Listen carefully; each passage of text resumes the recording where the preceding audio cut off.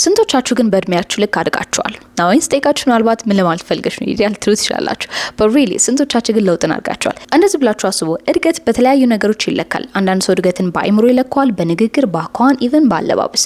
እናንተ የራሳችሁን መስታወት ቦታ ላይ ሄዱና ራሳችሁን ተመልከቱ። like ምን ያህል actually አድጌያለሁ።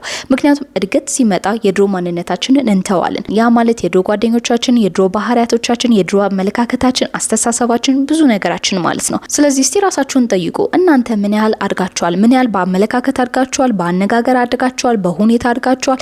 ኢቭን ባለባበሳችሁ አድጋችኋል? ምክንያቱም እነዚህ ነገሮች በጣም ትልቅ ኢንዲኬተሮች ናቸው። ስፔሻሊ ስራ ላይ ሲመጣ፣ ህይወት ላይ ሲመጣ፣ የተለያዩ ነገሮች ላይ ማለት ነው። እስቲ ዞር በሉና የምትኖሩበትን አካባቢ ተመልከቱ። ያላችሁን ጓደኞች ተመልከቱ። አሁንም ያላችሁን አመለካከት ተመልከቱ።